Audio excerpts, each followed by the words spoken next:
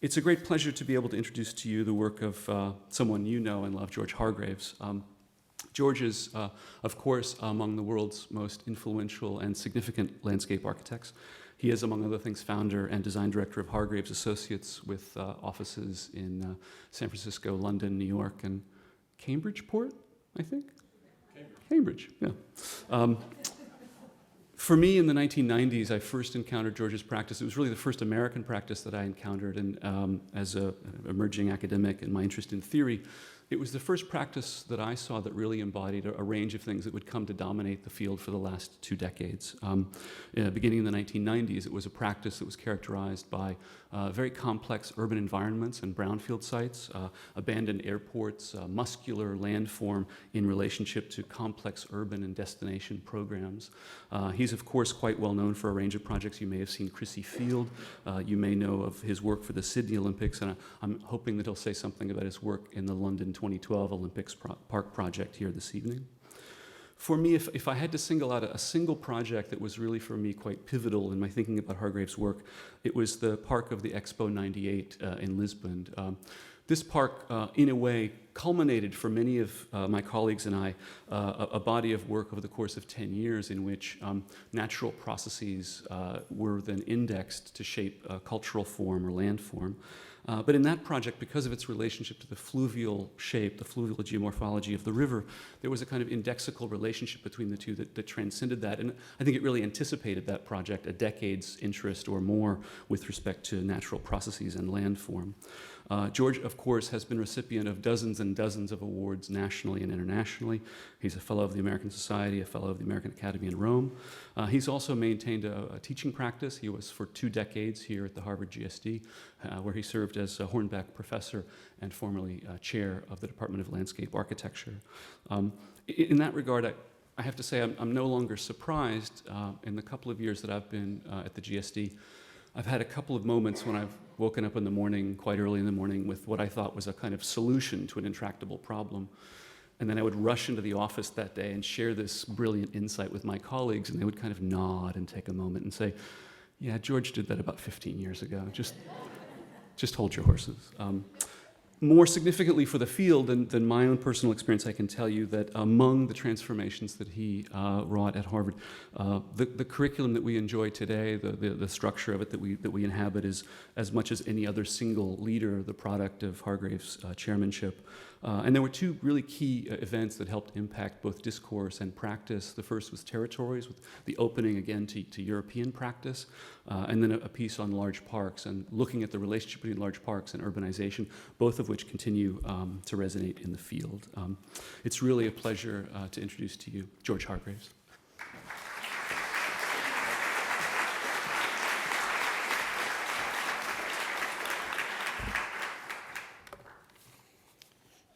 Good to see everybody. So one thing I'm going to do tonight is I'm not going to go through work from 20 years ago, 10 years ago, or even 7 years ago. I'm going to start with work the last 3 or 4 years and concentrate a lot on London Olympics, which has recently been renamed Queen Elizabeth Park. But before I do that, I wanted to share with you what over time I believe has become the foundation of our practice. At the top you see site. Site is kind of where I came in. It's where I started. Very much influenced by environmental artists, listening to the land, natural processes, and many of the early projects, Bisbee Park, Candlestick Park, even more recent projects for San Francisco MoMA, really looked at how these projects could imbue the site in different ways, either magnifying some of the processes that were there or taking cues as an intellectual jumping off point for the project. Down on the lower left, you see sustainability. Sustainability really began in our practice in the mid-1990s with Louisville Waterfront Park and the Sydney Olympics. And it's something that we've learned to do, and it's something that we look to do whenever we can in a project. We don't wrap our projects around sustainability as an idea, but sustainability is embedded in our project, just like grading, planting, paving, etc. But one thing that I would say about sustainability is that it's begun to take a turn. As soon as I felt like we began to master embedding sustainability in our projects, we all of a sudden were asked for a business plan. For those of you practicing now, you may be being asked this question too. So that when we go and we're doing a park in a major metropolitan area, what used to be publicly funded is no longer publicly funded. It's funded by raising money, it's funded by creating a bond that the public votes on, and the creation of 501c corporations, nonprofit corporations to run it, to continue to raise money for the project. In other words, to lift the burden from their viewpoint, the taxpayer's viewpoint, off the taxpayer and into a different set of hands. And it has changed the dialogue on projects. We're doing one now where we spent the last 6 months preparing for a bond in Corpus Christi. Materials for the bond, public appearances for the bond, TV appearances for the bond. So that's a very different process, and it's a very different type of sustainability than most of us grew up with in the last 10 to 20 years.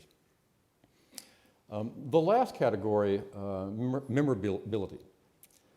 One of the reasons why I got involved in the Large Parks Conference and book that came out as a result of that was I did several projects that were successful, at least to landscape architects, and yet there was a reluctance on the public body, the government, to really embrace the projects and care for them the way I thought that they should be cared for. Part of that is politics, part of that is the type of staff that changes. You can design and build a project with one staff, and then you've got a completely different staff that then maintains the project. So when I went and did case studies on 8, 9, 10 of these very large, of large parks, what I learned was not only did the public embrace them, but they evolved. And that became an important thing to sort of understand, is that you're really sort of setting in place a landscape that is going to be in motion in space and time. It's going to change. And how you begin to lead that change by the initial seeds, the initial project that you produce, is something that has been another focus of the practice. I am going to concentrate quite a bit on Queen Elizabeth Park, formerly known as the Olympic Gardens. But I want to share with you this graphic because when we arrived, and we're fortunate enough to get the project, I ran into the PR. Olympics have marvelous PR machines. They pay them more than they pay the people who design it. But what I ran into is, oh, so you're the one that's going to do Hyde Park for the East End. And I said, well, I'm not sure I want to do Hyde Park, but we are going to do a park on the East End that will be the largest park and the newest park and largest park in Europe over the last 40 to 50 years. If it's as good as Hyde Park, we'll be lucky. But in the sort of education that I began, not only with my client, but the public that was intimate with the development of the Olympic project, I talked about the history of Hyde Park, St. Regis Parks, St. James Park, and how many of those started as green fields, former hunting grounds. I won't go through all of that, but that's a very different type of situation than what we ran into on the East End. The first graphic you saw was Hyde Park in the 18th century, and this is Hyde Park, Green Park, and St. James Park today. And you will, of course, notice that they are different. Yet the bones of the project was put in place in the 18th century. And then I would use graphics like this because the PR machine was also saying it's going to be as big as Hyde Park. So I'd have to say, well, no, it's not as big as Hyde Park. But somehow they convinced themselves that it was because they would add up every green space within probably a 5-mile radius and say, that's our park. So I would carry around this graphic and I would try and say, all right, it's large, it's new, but it's at a different scale and a different context than these other projects. There was also an interesting thing that came as part of the planning permission for this park, and that was to create 25 hectares of biodiverse landscape. In other words, habitat. You'll notice that the size of the park is all total, including the paving, around 90 hectares. So right off the bat, 1/3 of this park had to be extremely biodiverse, which is easy to write in a planning document. It's another thing to deliver and function as a tableau for the games, and then evolve and become Queen Elizabeth Park. So this is the site when we arrived and began working on it.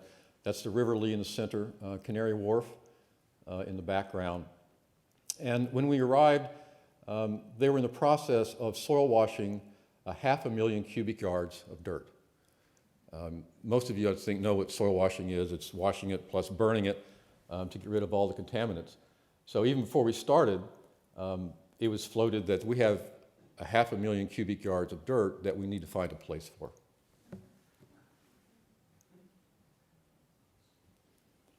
And then this was the River Lee itself, highly polluted, used as a garbage refuse.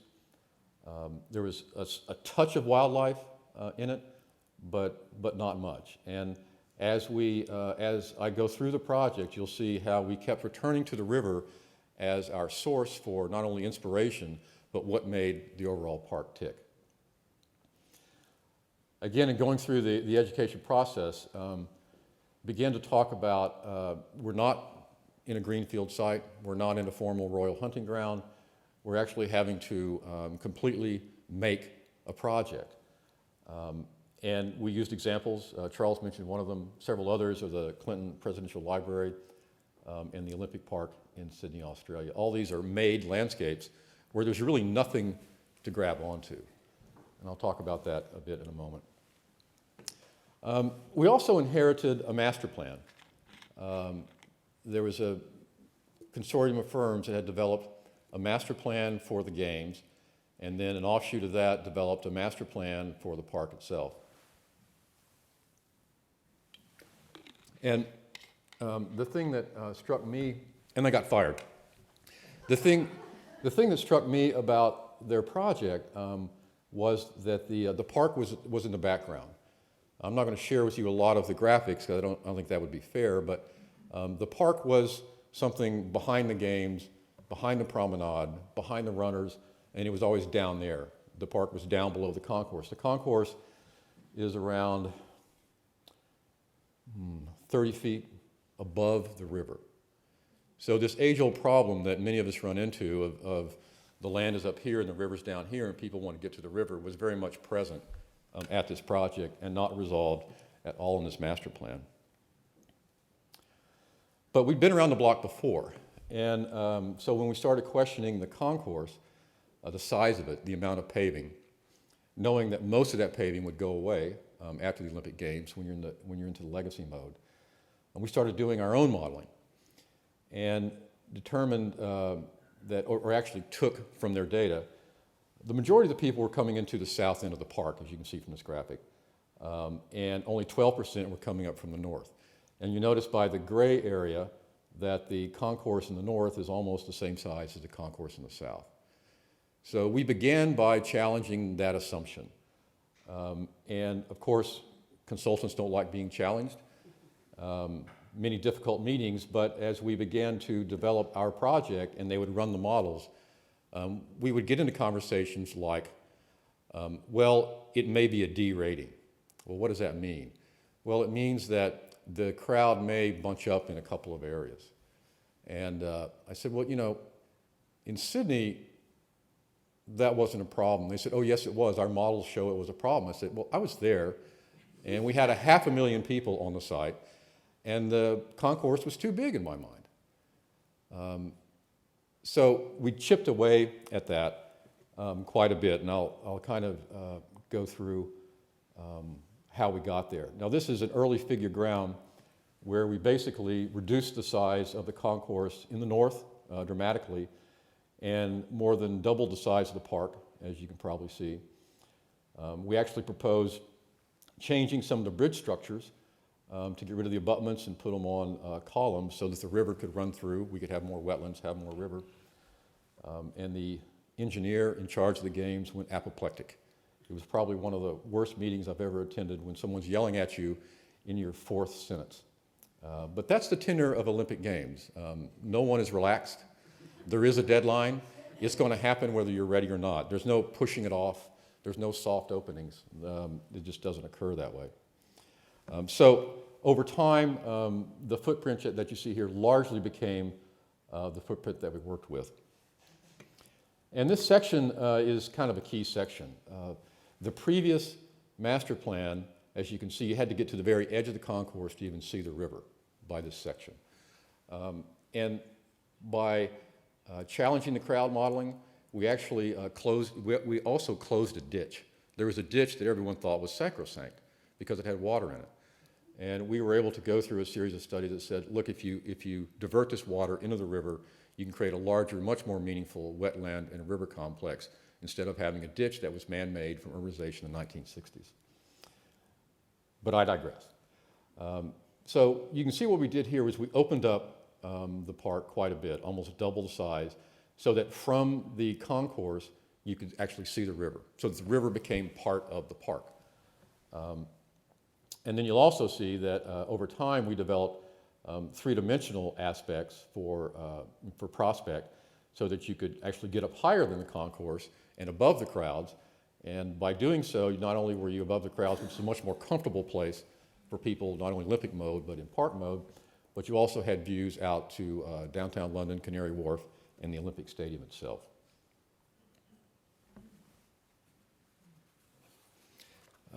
This is the southern area of the park where the situation was even worse. Basically, it was a one-to-one slope from the concourse down to the River Lee. And so we had to go through the same drill. Crowd modeling, you don't have to have a B, C rating. D can work fine. But what probably really won the day is it was actually cheaper to knock the terraces back and to knock the slope back and create a series of terraces that people could use as opposed to a one-to-one bank that had to be reinforced. And then we began to talk about the design principles that we were trying to bring to the project.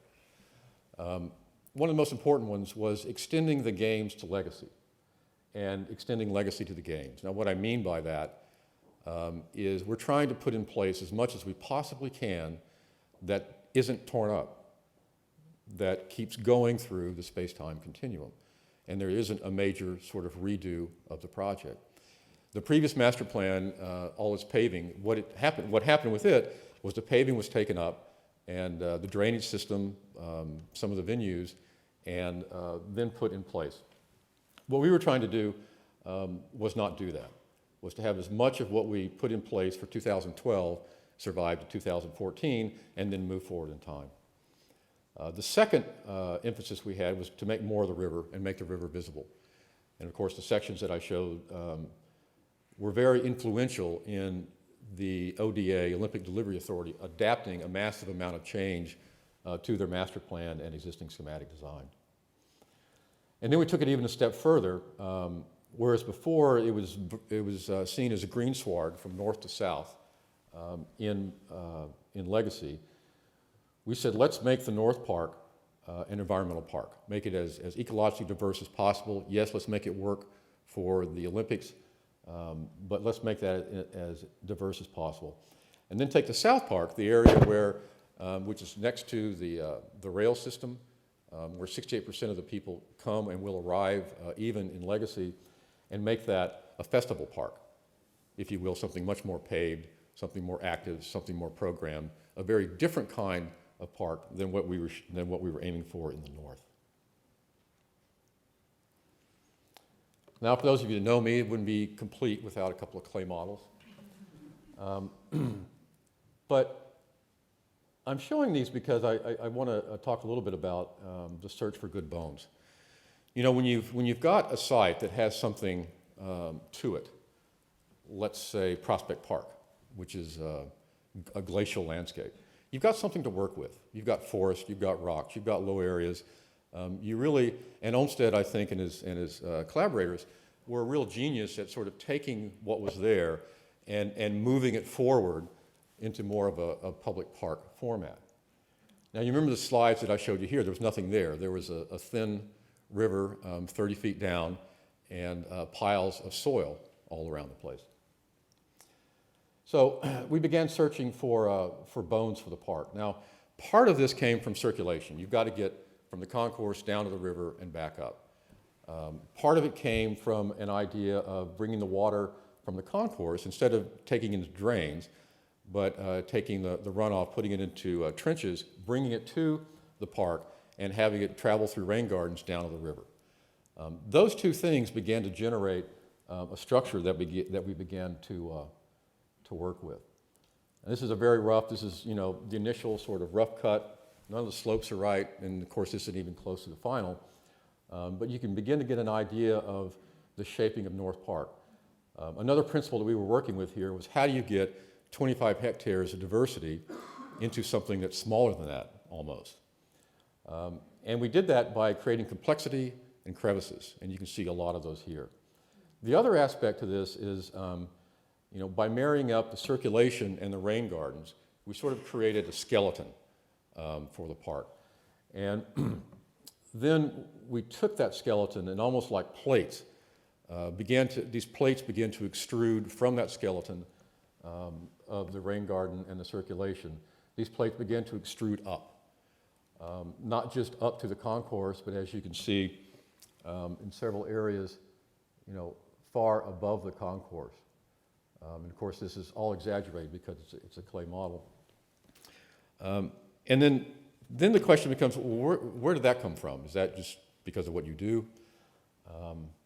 The answer is maybe, but I can tell you that there's a thing called going to the site and spending time with it. Now, when we went to the site, because it was hazardous, they put us in chemical suits and boots and all this stuff, and we're kind of, you know, going through the site like this.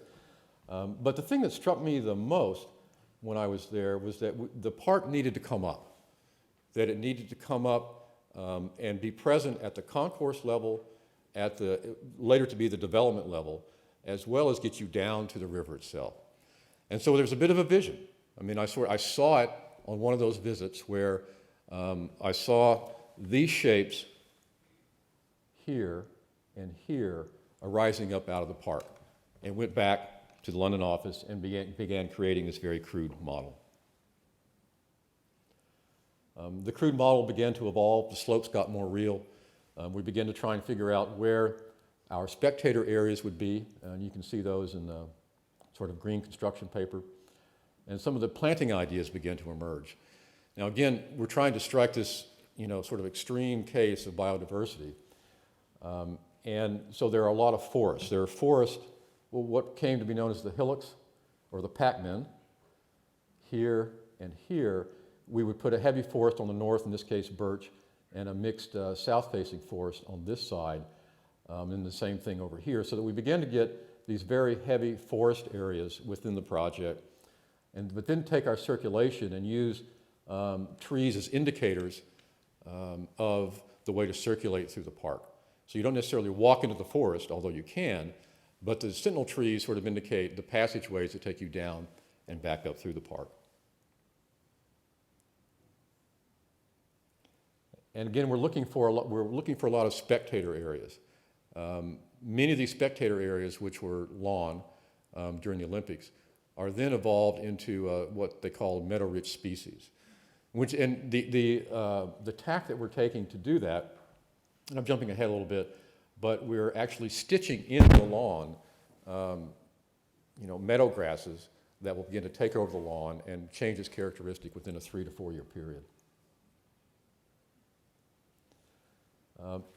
So then we have this model that's 7 feet long that we cart around to meetings, trying to get them to, you know, to change it, trying to get planning to be convinced that we can meet the biodiverse goals, trying to get the engineers to back off on the bridges, trying to give the cost estimators an idea of how to begin to break the project down. Now, I want to go through these layers because it kind of explains a little bit more how a lot of these systems got married up. Again, the water systems. Is Gavin here? Yeah, Gavin remembers this well. Gavin helped convince them that this would actually work, where instead of doing normal drainage here, you know, through pipes and grates, we developed trench drains, gravel trench drains in permeable asphalt to gather all the water up and bring it to the park. Then we took the water down through a 5% grade, because that's basically what people can do, very slow, to let it then release into the river itself. So the water systems and the circulation were co-joined. And that was by intent. It was also by engineering. That's what would work. Then the landforms, which I talked about, were really about getting down, creating habitation for people on one hand and animals on the other, but then at the same time bringing the landforms up to have a presence within the overall landscape of what will become Queen Elizabeth Park, excuse me. The lawns and terraces, these were all developed for viewing, and you'll see how they set up with the overlay, and I'll go into that in a moment. And then the planting strategy that I sort of outlined, but you can see that there are trees along the paths, but then there are a lot of the woodland hills, thing called a wet woodland. I never heard of a wet woodland until we began working on this project. Frog ponds, frog ponds are with us as we speak. And then looking ahead, the difference between games mode and transformation mode, at least in the North Park itself, where a lot of the grass areas transform from grass to a diverse meadow. And this is a close-up of the final plan of the North Park. You see the bridges that connect in the east-west direction. And a note on the pattern, the pattern came from the Olympic logo developed at that time, and that they used as a pattern within all the venues. So if you were looking at the games and you looked at the open-air venues, they had this graphic in all of these. So what we did was we took the principles of that graphic and applied it to the concourse, and the concourse was meant to be cheap. And the concourse was made out of permeable asphalt and then this coating of chip, as they call it in Britain. Now, I'm going to go through a series of drawings, three-dimensional drawings, where we're trying to depict to our client, to the planning authority, how we're trying to extend the games landscape into legacy and the legacy landscape into the games. This is looking across at the velodrome in the North Park, across the river, and you can see this in games mode and how when the games goes away, the Megatron goes away, the banners go away, some of the special lighting for the Olympics goes away, but then you have a park. And it was by going through a series of these that we were able to convince the client and the planning department we were working with that we were indeed taking this idea of the park and extending its legacy.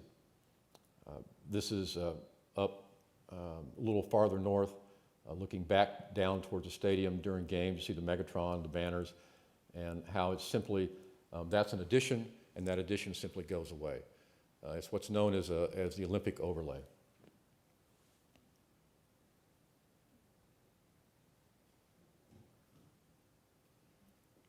Now, as we turn to the South Park, I'm going to talk mainly about an area called the 2012 Gardens in here, but I wanted to, this was also one of our biodiverse areas that we worked on here, and we had to make a conscious decision of where to spend money here. And what we decided was to make this very simple, very easy to build, not a lot of drama, as they say, and we put all the drama right here, which is where you enter both the park and the Olympic Games. 68% of the people come in this threshold right here.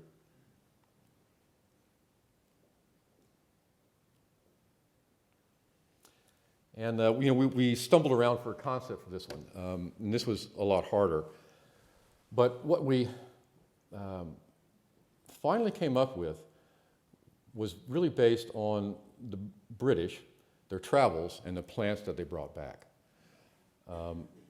It's a very garden-oriented culture. Everyone enjoys a garden, whether you're 2 or 82. It's something that culture really embraces. So we developed a strategy based on their bridges in all 3 of these locations. And the strategy was, in almost a narrative sense, was to take the plants that were found in Western Europe and the Mediterranean area and develop 2012 gardens here with those plant materials. Temperate Americas, taking the plants that were brought back to Britain and displaying them in the North American garden. The Southern Hemisphere, a completely different set of plants the British brought back, and we employed those in the Southern Hemisphere garden. And then finally, the last sort of great explorers brought back from temperate Asia plants that we put in the temperate Asia area. So we developed this sort of narrative of the 2012 gardens. But you also have to design it. I'm sure a lot of people in this crowd have worked with perennials and worked with gardeners. And there's a real tendency to kind of broadcast things and it just kind of flows, and it's got maybe a little structure, maybe some red dots over here and things like that. If you think about some of our contemporary practitioners from Europe, they've really sort of adopted that strategy where you create a background matrix and then you create sort of hot points or accents as you move through it. Here we tried something different, and that sort of structure is displayed here. This is the primary tree line circulation, then a smattering of trees along the riverbank, mainly for shade. But then we got to how we structured the gardens themselves. Now there are these boxwood arches that are sort of incomplete arcs, representative of the Olympics, at least in my mind. I don't care if anybody catches that. Then there was this idea of gradient strips. And this is how we were trying to introduce, because this is long, this is about half a kilometer in length, how to introduce a system that didn't just have us broadcasting perennials and then throwing some dots of accent around it. And these gradient strips were really taking long linear elements of some long linear lines of plants, particular plants, either shrubs or grasses or perennials, and giving that the structure. And then going with the low foliage planting that becomes the filler in that part. Open lawn down by the river, and then it all adds up to be a design that looks something like that. And then we repeat the drill of here you are in Olympic mode, banners, lighting, and the banners go away, and the 2012 gardens are still there. And so that's the master plan and the schematic design and design development that we did in response to landing, trying to create the Hyde Park of East End. Now, these drawings are pretty interesting because it begins to get into a little bit of the detail of how you create complexity and simplicity at the same time. And there's a little bit of a contradiction in that, but as you can see, there are these, the circulation and the rain gardens, I think you can see from where you are. The strength of the landforms, and these are big muscular landforms. The landforms are 3 to 5% at their tops, which would be these areas or these areas, and then 2 to 1, and then you notice the crevices that are being created to create a more rich landscape inside the crevices. And this diagram begins to go through the biozones. In the crevices, wooded gullies, are frog pond and loggery. And I'll show you a picture of that. The bioswale meadows that were developed as the rain gardens, the birch woodland, the valleyside woodland, and this is typical on both of these. And then something else I never heard of, the wet woodland, which we developed down in this area right here. And then, of course, the wetlands themselves that became part of the river complex. Now, what's interesting about this is you're really sort of controlling the water coming into your project. It does flood, not big floods because it's controlled, but it floods about 2 meters. And so we were trying to capture the water coming up and then coming into these small pockets where we developed a much more rich ecology than in other areas of the park. So you actually do have standing water, and it's delivered by the normal fluctuations of the river itself to give you a diverse landscape, as you see by these color codes here. In the South Park, the meadows, woodlands, and frog ponds were located here on Mill Creek, which is around the stadium, and then the 2012 gardens were out here not as a biodiverse habitat. And so it began to be built, and this is an early aerial, a note on the venues. I mean, you can see that this is a stadium still under construction, aquatics, water polo is going here, Olympic Village here, basketball, which is temporary, velodrome, which is permanent, and then 2 field hockey sites, which were temporary, and handball, which became a mixed-use facility after the games. But you can see the grading sort of situating itself in here. And a note, one of the things I like about working in Europe or Australia is that they actually take your grading plans and they convert them to a computer that works with GPS on the site.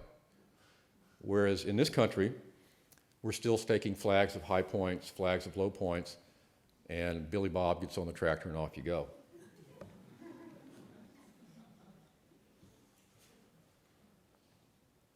Now, making wetlands sounds good, sounds easy, but it's actually not. So as we're making the wetlands, there's a lot of preparation that goes into that. First you've got to create a dry enough site to plant them in. Then the orange grid that you see throughout the project is a series of cells that basically holds the plants in place until they're able to mature and stand their own within the river complex itself. So it's kind of like having a trainer for a year until the wetland matures. The white lines, I asked Gavin today, I said, Gavin, what were the white lines? And the white lines were meant to keep the birds out. One of the interesting things about once we started putting habitat near the river, even if it's little seedlings, the animals come. And it's an amazing thing to see happen. Grading, there's 2 ways to create positive landforms. One way is to pile it all up, let it settle, and that's kind of what happens in a lot of the parks. The other way is to do it almost like a building, where you do it in 1 foot to 18-inch lifts, and you compact each lift as you go. And that was the method that they used here. So coming down on the ground, you can see the park beginning to take shape. This is the velodrome. You can see how tall these landforms are. These are spectator areas up here. The crevices, the circulation down, spectator area here. The frog pond is located there. And then you see the extent of the wetlands. And if you go back to one of the earlier slides I showed you, if you remember how narrow that river was now, it's about 5 times the width that it was before if you include the wetlands.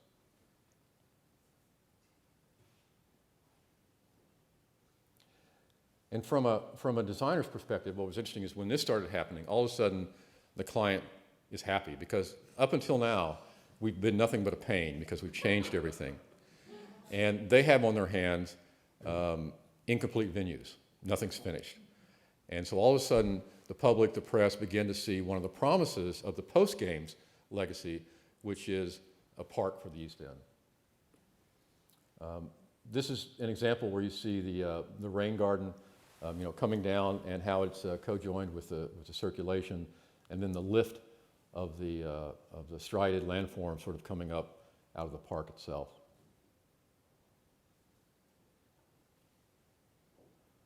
And some early nesting before the project was even constructed. And then these are some of my favorite shots, but I always enjoy the making of a landscape as much as the finish of it, as much as conceptualizing it. But these shots kind of give you an idea of the making and how things began to come into place. Canary Wharf, the Olympic Stadium, the woodlands, the wet woodlands, the wetlands, spectator areas, the crevices, all of it began to take shape.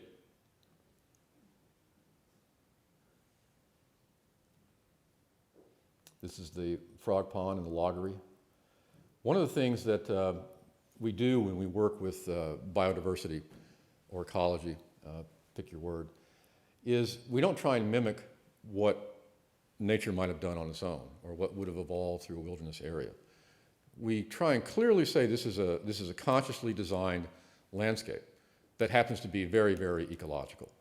And again, you may get it or you may not, but our goal is not to mimic nature, but to, as a culture, put nature in place embed nature in our projects as a cultural decision, and one that can be read as a cultural decision.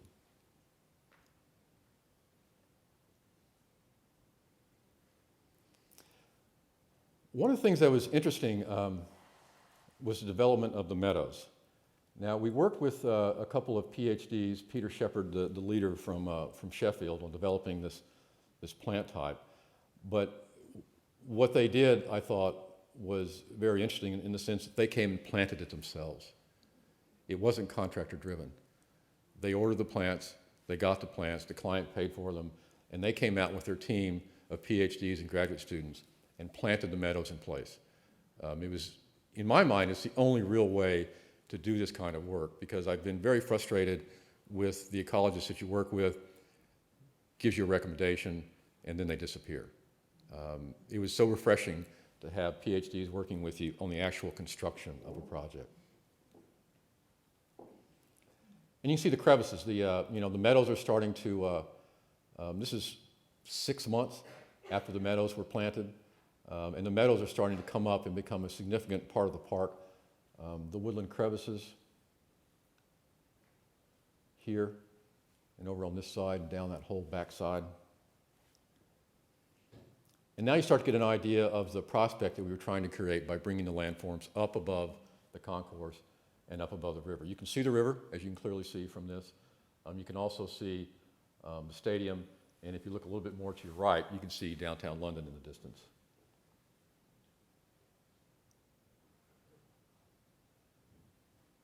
And then this is looking back over towards the other spectator areas. You can see these sort of ribbons of landscape coming down between the circulation and the woodland. This is our frog pond and loggery. As you can see, we definitely did not try to make it look like a natural landscape. And the wet woodlands. Water is actually all in there.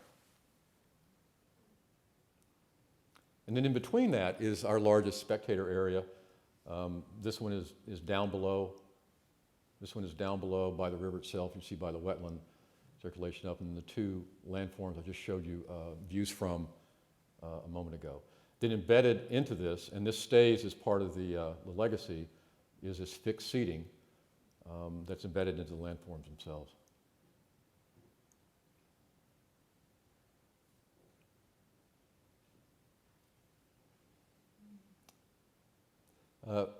One thing that we did sort of sneak in there was a couple of hidden glens.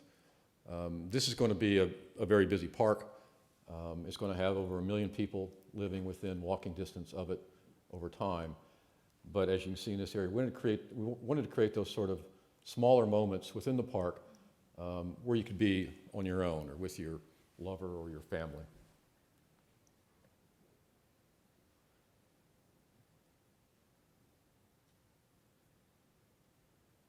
And this is on the other side where, if I talked about the circulation and the rain garden being married, these are where the landforms are tipping up as sort of a strong muscular device that comes up above the concourse, but also doubles as spectator areas as well.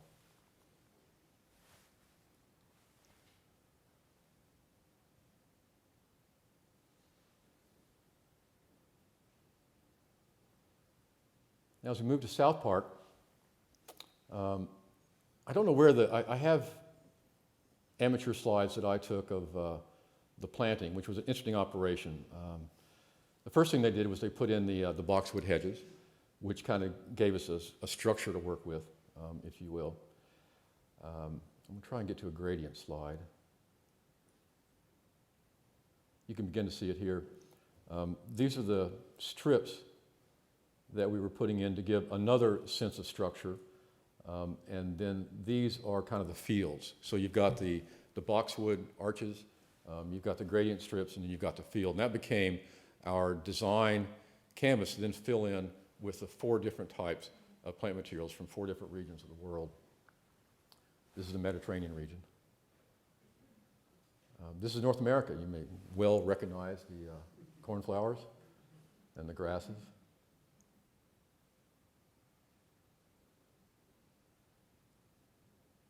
And believe it or not, this is red hot poker in London, England. Now, I was astonished when we started going through the plants and what we could use. I said, wait a minute, that's a Mexico, California plant. How can we use that in London? It rains, it's not that hot. Well, evidently, the zones they have for planting shifted within the last 10 years, so that the planting zones have changed in London. And you can now introduce plants today, or 2 years ago, or last year, that you couldn't have introduced even 6, 7 years ago. And so when you think about that, the rate of change is amazing. And the fact that you can use a red hot poker in London, England is something I'm still astounded by. And then the concourse is beginning to come into place. And this is cheap. This is as cheap as we could possibly make it and still get the super graphic on it, because in the end, this goes away.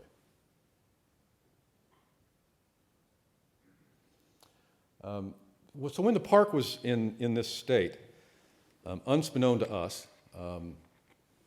they took the Queen out to the park as it was sort of 3/4 done, 70, 80% done. Toured her around, because what they wanted to do was they wanted to name the park after her. And of course, it seemed a good idea to get her permission to do that. And so I got an email one day that said, congratulations, the Queen has agreed to let us name the park Queen Elizabeth Park. Special moment in our office, special moment for me. So now we don't call it the Olympic Park anymore. We try and remember to call it Queen Elizabeth Park. So you have to excuse me if I lapse on that one. So let's go to the games. This is the first or second night of the games. You can see the stadium, and the curious thing to the left was the idea of the mayor, Boris Johnson. Boris said, we need something. So, we all know about the Ferris wheel in Chicago World's Fair. We all know about the Eiffel Tower. Boris and Anish Kapoor, and Reliant Steel came up with this, which, we struggled with for a while, but it's grown on us. What can I say?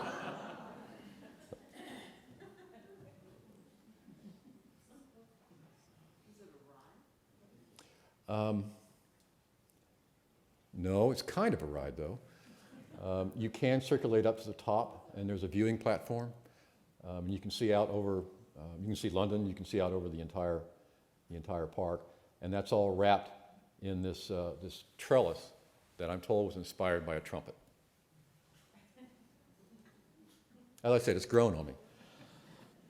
So here we are in Olympic mode, and we're at one of the spectator areas, overlooking the river, looking along the games, and it's not too crowded. It's not impossible. You can circulate through it. So yet again, to the next generation, if you ever get involved in these things, don't believe the crowd modelers.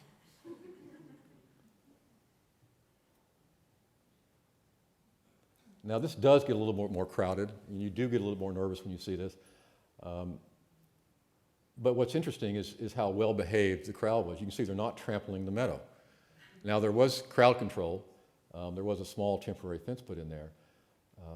But I was amazed at how much of in fact, 99.5% of the project survived the Olympic Games. And you see the Megatrons that were floating out in the river for the crowds looking this way and the crowds looking that way, so that they can watch events without being in the stadium itself. One of the things about Olympic Games that's interesting is it's always hard to get tickets until the Olympic day, and half the people don't show up. But people want to go to the Olympic Games. And so, we've encouraged both in Sydney and here to create places for people to go and watch the games, even though they don't have a ticket to basketball or swimming or whatever the case may be. So you get many, many people coming and just doing a day pass to spend the day in the park and be part of the games, even if they aren't going to one of the venues.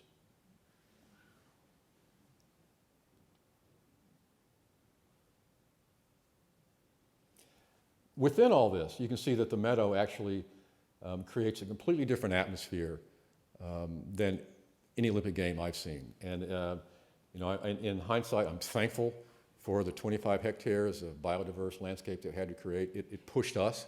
It made us go someplace we'd never been before. And that's always great, even when you're one of the middle-aged guys in the profession.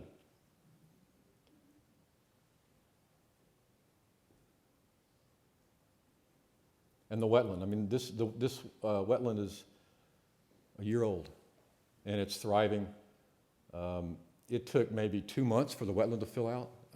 When you can take plants and water and natural water bodies, combine them, you get the most robust plant growth of anything I've ever seen before in my life. So it really proved itself here.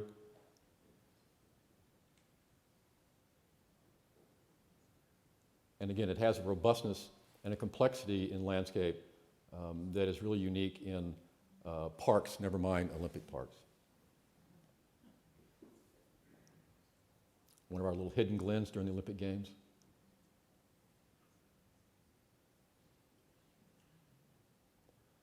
And now it's time for the duck to come. Now we're going to turn to the southern area, the 2012 gardens, which really, you know, what we envisioned it to be was a place where you could get off the concourse and get away from the madness, because it does get crowded. And in this case, using this sort of narrative of, you know, British people bringing the plants back and how to make a landscape out of that, it became a very popular sort of spot for something other than the Olympics to go to within this project. In this slide, you can see the notion of the gradient strips, and then the field, some trees put through, and then of course the arches. Here's a good shot of the arches, which put a certain degree of whimsy to it, and the garden people just sort of love this area because it's got boxwoods, it's got perennials, it's got a river going by it. You can walk into it. We're in the South American garden now. Back to the North American garden.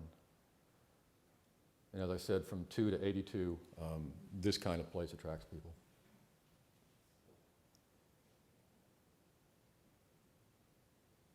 And then the slope down to the river, sort of a breakout area, if you will.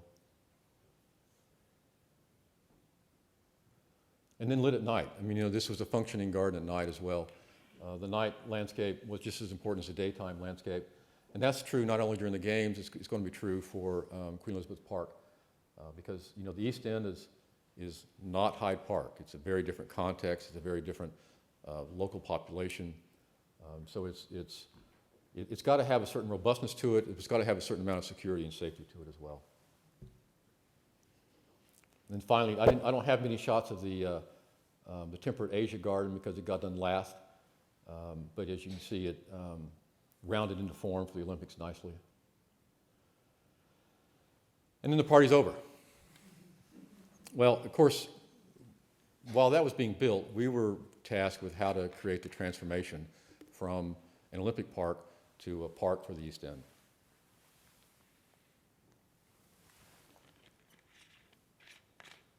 These are some of the things that we, you know, sort of set as our points to really try and hone in on. I think there might be another graphic coming. Yeah, this shows the extent of the legacy park, which is the red line, the existing development, and then the white in between it is where the 1 million people are going to live over time as the development matures. Now, what was interesting about this is that in developing the park, if you remember, 12% came from the north, 68% came from here, and 20-some-odd% came from down here. So, and then you circulated north-south within the park. When the Olympic goes away, you're trying to do the opposite. You're trying to make everything work in an east-west direction. So it's kind of like you got to shift and all of a sudden, you know, make it work on an east-west axis much more than a north-south. The north-south is embedded in the way the park was designed, but to connect it to the future development and the existing East End development, we needed to develop the notion of connectors. And introduce the client, you know, to this idea that, okay, there's a fixed point in 2012, and we're going to get there. And then there's a trajectory that's going to take us to 2014. That's transformation. And then there's things that are going to happen after that. And so part of what we've got to do in this phase of work is to be prepared not only for this, but for this as well, in the way the park matures and evolves as a design. One of the concepts that we developed was we called stitches and fields. Basically, you can see the Olympic Park, but we were trying to take existing green areas and fields, or proposed that were part of the legacy in these areas, and stitch them together across the park so that our east-west connections began in an open space as part of the development and went through the park and ended in an open space or the town to the west. Then the idea of porosity. We worked very hard to try and get the development plan to begin to respond to the park. Now, I'm sure you've all experienced this, that it's difficult to get the development plan, the planners, to think of the park as a catalyst other than it's out there and I can build my development right up to it. So what we're encouraging them to do here, and they did to some degree, was to not have a straight line across here, but begin to have the development and the parks that they were doing as part of the development weave with the Olympic Park itself.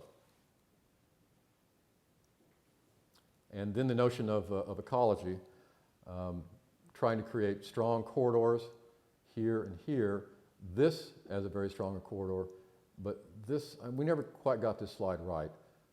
This should be another color because this is the festival plaza where we wanted to keep part of the Olympic Park to use for festivals for the East End.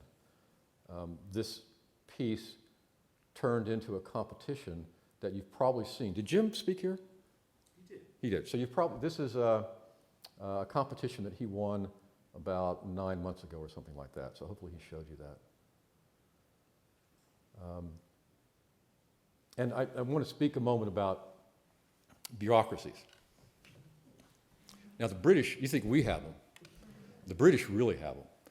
And unlike the Sydney Olympics where we had one client, and that one client, we delivered the Olympic Games, but we also delivered what the future would be, hopefully. This had two different clients. So there was the Olympic Delivery Authority, and their task was to deliver the games and deliver transformation to the year 2014. Then you had 80 to 90 people called the London Development Authority who were charged with the legacy. Okay, they hated each other.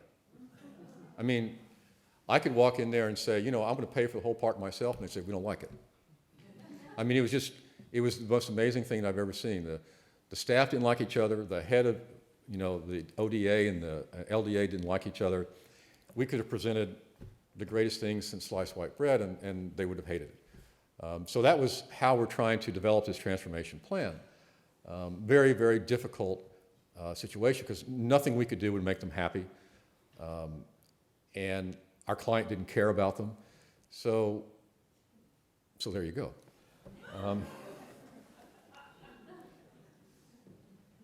This kind of summarizes, you know, a couple of things, but I think this might be more apropos to talk about. You can see the blue boundary is the Olympic Park. The red boundary is the Legacy Park. And one of the things that we worked on was programming. And there's hints of what's the business plan in this. Creating a multi-purpose space, multi-purpose field for concerts. It's actually the size of a rugby pitch or a cricket pitch, but not marked out for so. But it's meant, it can hold up to 20,000 people up in this location here. Took up the concourse around the Olympic Stadium. That can hold around 12,000 people. And then this is supposed to be up here, but this was the festival plaza that could hold another 12 to 15,000 people. And those were all new. Then within that were the existing spectator areas that we had, half of which stayed as spectator or open meadow areas. And then there's a whole host of programming that goes into that and what is in each of these areas that we're adding to be part of the legacy.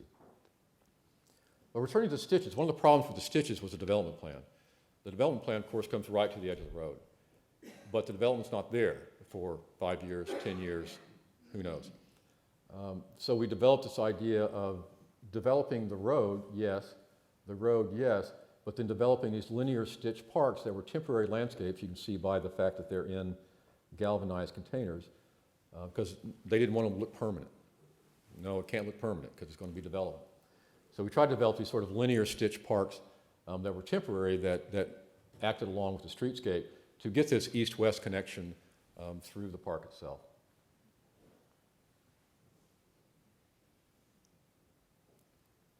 So Queen Elizabeth Park, you see it in games mode. You see most of the circulation goes away. We don't have this graphic yet. This should not be here. And then this is meant to stay as the Festival Plaza. This is the multipurpose area I was talking about. Series of demonstration meadow gardens along here, and then adding the Great British Garden. The orbit was already there. So Legacy becomes a project that's about 50% larger after the games.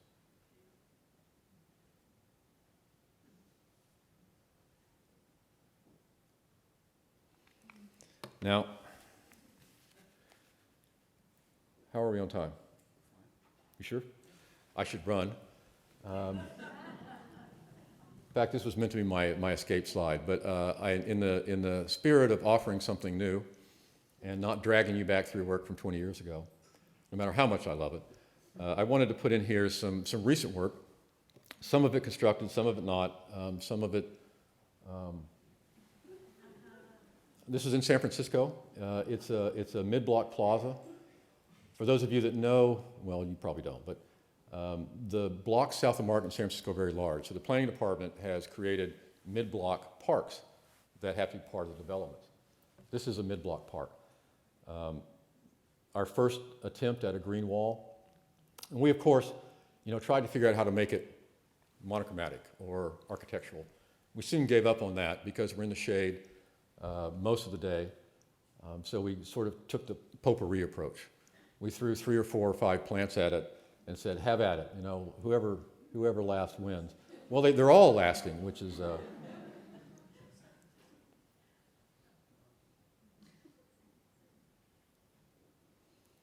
New York. New York's a fun place to work. This project's been around 3 years. It's a park in Brooklyn on top of a parking garage by a developer, if they can ever find the developer.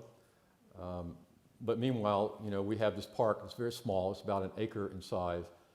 That's just, full of program, but also, I think, is representative of how we're taking some of the ideas we're developing in larger projects and beginning to try them in some of the smaller projects. It's a project that just got finished recently. It's a kind of a vest pocket park in Dallas, Texas. The idea behind this project was to create a Texas garden. All the plants here are native to this area. They're originally from Texas, and as you can see, it's amongst high rises in downtown Dallas, and to sort of take the organization of the park and the idea of the park and express it not only 3-dimensionally but 2-dimensionally as something biological within the park. It's not mature yet, but you can get an idea of the bones of this downtown Vest Pocket Park. This is a park in Nashville known as Play Park. Gab McMillan saw this one through. We haven't been sued yet, but it's the whole purpose of this park is to create play and to create a destination for families. It has an amphitheater, it has a stage, a music venue. It has the hollow, which on one side of the bridge is really for 2-year-olds to 4-year-olds. Then the other side of the bridge you can see is a participatory fountain. Water actually comes out of the bridge itself, down below, and it's obviously very popular. Nashville's very hot and humid in the summer, and this is a place where a lot of people gather. Our climbing wall,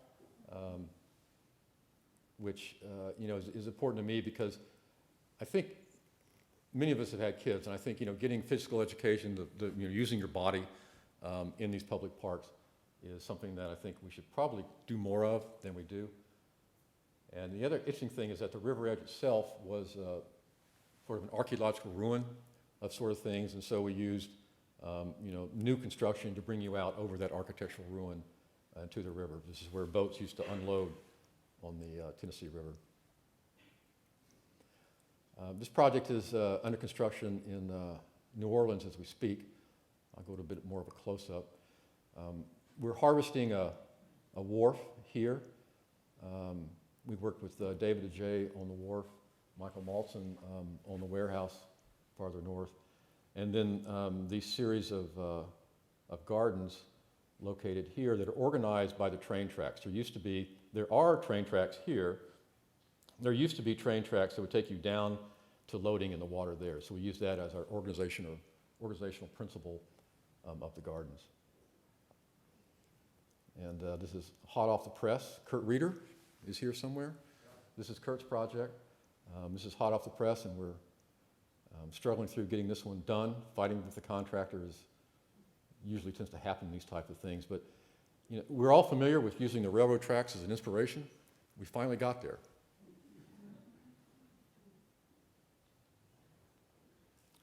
And then there's this. I've never been involved in doing a new town before. This is Tanggu, which is 2 hours by bullet train from Beijing, and about 30 minutes from Tianjin. I'm sure you all know where all that is. This used to be a soda ash factory, this entire area, and it's almost coastal. The master planners for the development were Skidmore, Owings and Merrill, and then we're doing the master plan for the Riverfront and what we're calling the Eco Islands. One thing that differentiates this is much more dense. I think the next slide shows it. Yes. Yeah, they think big there. So this is developed really as sort of bosque and squares and paving that deals with the millions of people that will eventually be here.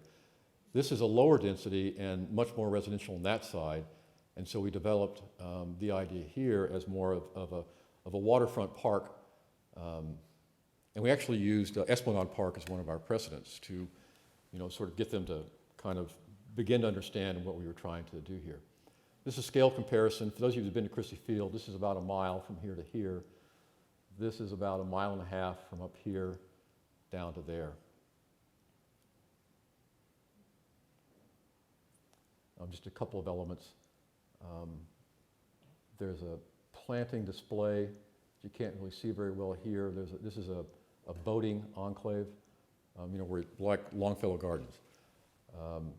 Ice skating rink, more plantings here that then take you down into the open meadows that are backed up by forest. We have a forest line that separates the promenade from the city and then out into this, so that when you're out in this area, you are truly out on the water.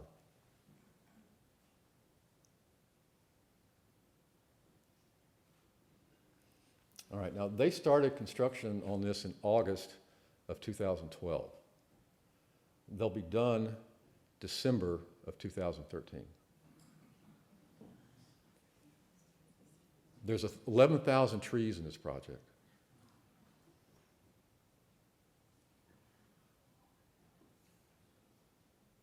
In phase one, I'm sorry.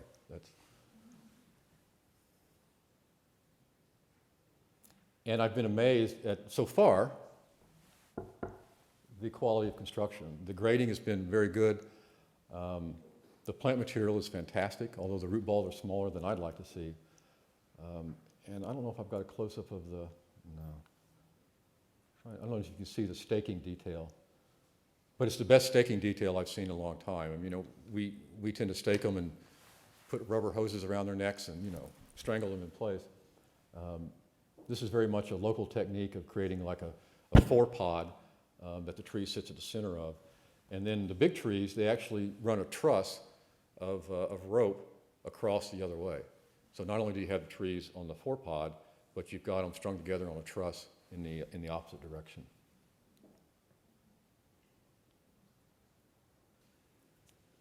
And then last, our most recent project that's still in the process of being born. This is around 50 acres in downtown Oklahoma City. This is one of the things that has fascinated me. You look at where your work comes from and what generates it. And I'm not seeing a lot of, public projects. But the oil and gas belt in the United States, which is very conservative, I'm talking Texas, Oklahoma, Arizona, they are actually passing bonds to build parks. They don't have a state tax. They don't believe in it. They don't believe in taxation. But they will do a bond for a park. This is a $70 million bond they passed to build this park. Now, I don't know if you've ever been to Oklahoma City or not, but talk about hot. It's really hot. So we set about trying to build a forest and then embed a program within it. And this sort of takes me back to my large parks works from 7, 8 years ago. Bought a Bologna, Golden Gate Park. The strategy in those parks was to build or maintain a forest and then take the program and embed it within it, which is a very different kind of feel to a park than, let's say, Hyde Park or some of the other parks that we all know and love. And now I really am going to run. Thank you very much.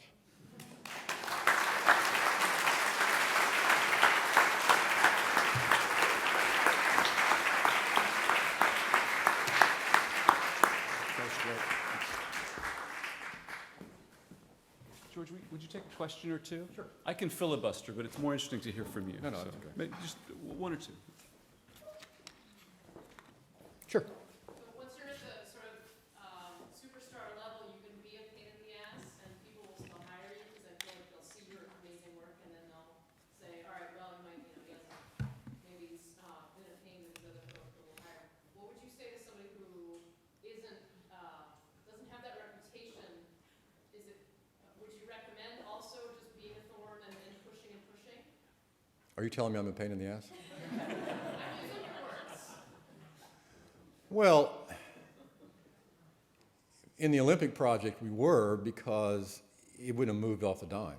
We would have just been kind of clothing in a better suit of clothes what someone else had done before. So you have to understand, in that situation, we had a certain amount of the client saying, you really got to move the needle here a lot. And then you have people that say everything's fine. So yes, I was a pain in the ass to them. But I actually work hard on being charming. Maybe it works sometimes, maybe it doesn't, I don't know. I've also got some colleagues that are certainly nicer than I am, so that helps too.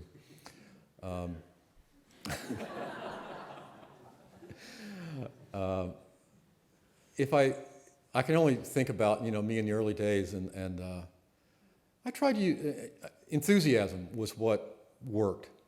When you're kind of a kid, but the kind of projects I got, you have to go back. I mean, I would get 20 acres and $500,000, and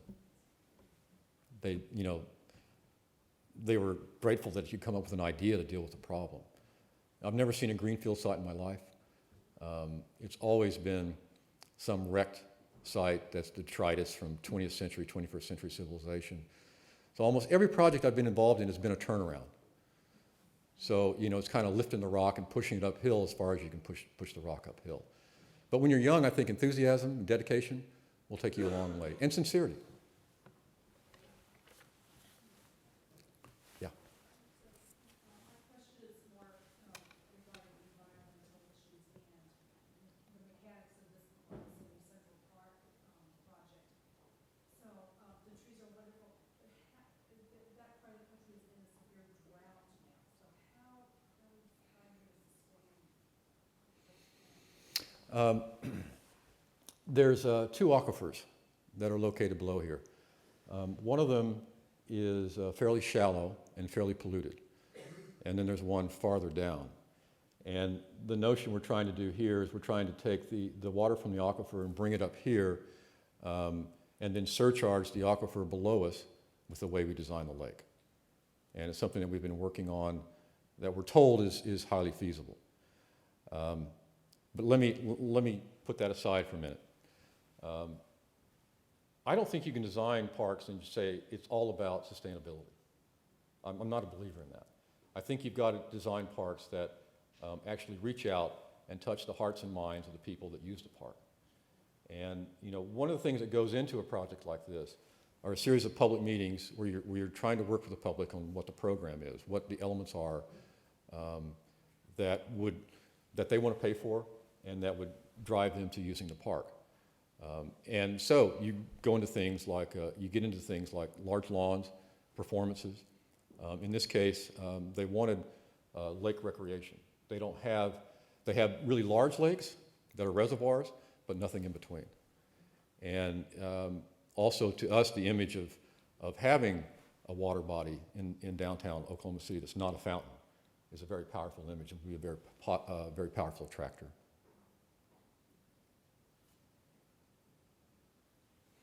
Yeah. I have two questions, both of them about Queen Elizabeth Park.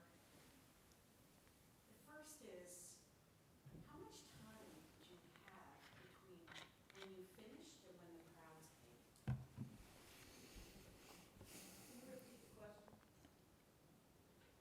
The question was how much time between when we finished and when the construction was finished, when the crowds came. It's kind of a rolling opening, so to speak. The North Park got done sooner. The South Park got done about 6 months ahead of time. The concourse got done weeks ahead of time. It was the last thing to be done. So it was all kind of a rolling situation. One of the things that I have appreciated about both the London Olympic work and the Sydney Olympic work and working in an Anglo culture was they take deadlines seriously. If you know anything about the Greek Olympics and what's about to happen in Brazil, it's a mess.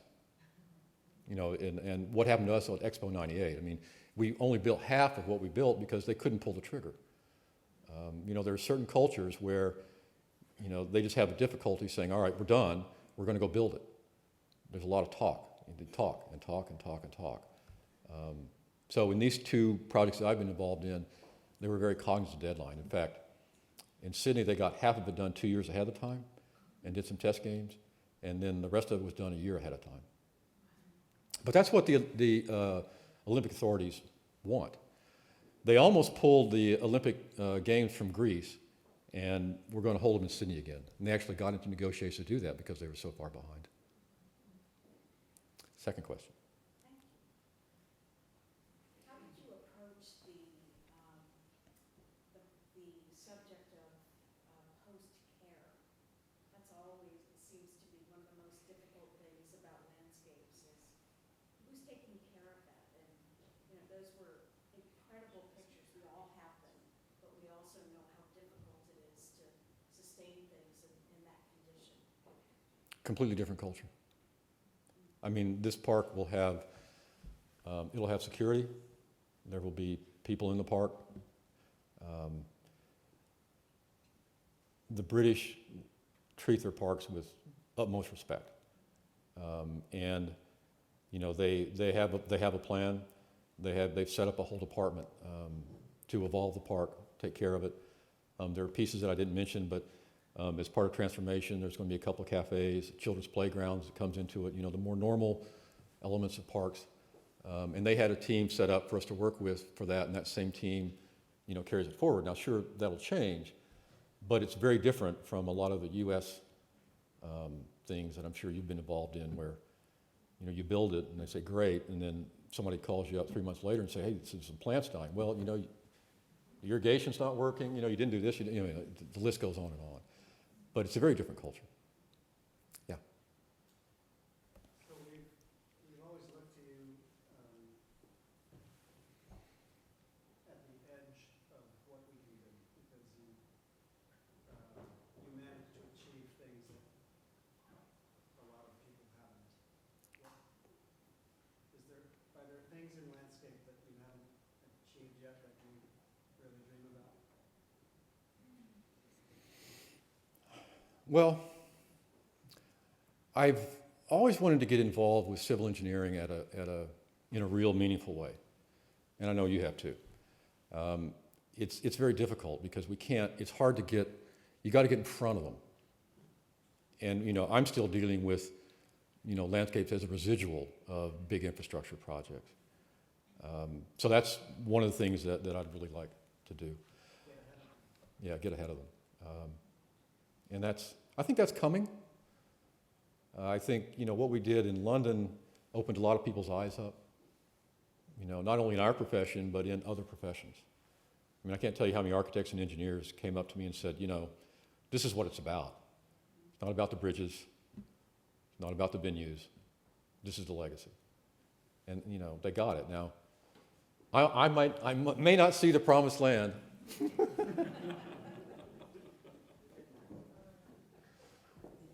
Thanks.